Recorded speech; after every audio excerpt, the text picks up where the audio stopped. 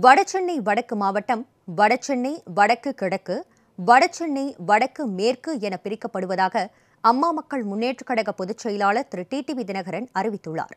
கழக பொதுச் செயலாளர் திரு டிடிவி தினகரன் வெளியிட்டுள்ள அறிவிப்பில், வடசென்னை வடக்கு மாவட்டம் வடசென்னை வடக்கு கிழக்கு, வடசென்னை வடக்கு மேற்கு என்று பிரிக்கப்படுவதாக தெரிவிக்கப்பட்டுள்ளது. வடசென்னை வடக்கு கிழக்கு மாவட்ட கழக செயலாளராக திரு இ. லட்சுமி நாராயணன், வடசென்னை வடக்கு மேற்கு மாவட்ட கழக செயலாளராக வெற்றிநகர் திரு எம். சுந்தர் நியமனம் செய்யப்பட்டுள்ளனர். தென்சென்னை தெற்கு மாவட்டத்திற்கு உட்பட்ட பகுதி மற்றும் வட்டக்கழக நிர்வாகிகள் நியமிக்கப்பட்டுள்ளனர்.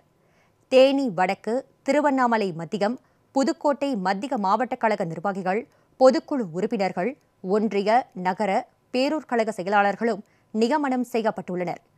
கடலூர் வடக்கு, திருநெல்வேலி புறநகர் தெற்கு, கன்னியாகுமரி மேற்கு, கோவை கிழக்கு மாவட்ட ஊராட்சி மற்றும் வார்டு கழக செயலாளர்கள் நியமனம் செய்யப்பட்டுள்ளதாக திரு டிடிவி தினகரன் தெரிவித்துள்ளார். திருச்சி வடக்கு, மதுரை புறநகர் வடக்கு மாவட்டத்திற்கு உட்பட்ட ஒன்றிய, நகர, பேரூர் சார்பு அணி செயலாளர்கள் நியமிக்கப்பட்டு உள்ளனர். கோவை கிழக்கு மாவட்டம் சுல்தான்பேட்டை ஒன்றியம் இரண்டாக பிரிக்கப்பட்டுள்ளது. இதன்படி சுல்தான்பேட்டை ஒன்றியம், சுல்தான்பேட்டை கிழக்கு ஒன்றியம், சுல்தான்பேட்டை மேற்கு ஒன்றியம் என பிரிக்கப்பட்டுள்ளது. திருநெல்வேலி புறநகர் தெற்கு மாவட்டம் வள்ளியூர் ஒன்றியம் என பிரிக்கப்பட்டுள்ளது. இதன்படி வள்ளியூர் ஒன்றியம், வள்ளியூர் வடக்கு ஒன்றியம், வள்ளியூர் தெற்கு ஒன்றியம் என பிரிக்கப்பட்டு உள்ளன. கோவை தெற்கு மாவட்டம் ஆனைமலை கிழக்கு ஒன்றிய கழக செயலாளராக திரு ஆர்.கே. ஆறுமுகம் நியமனம் செய்யப்பட்டுள்ளார்.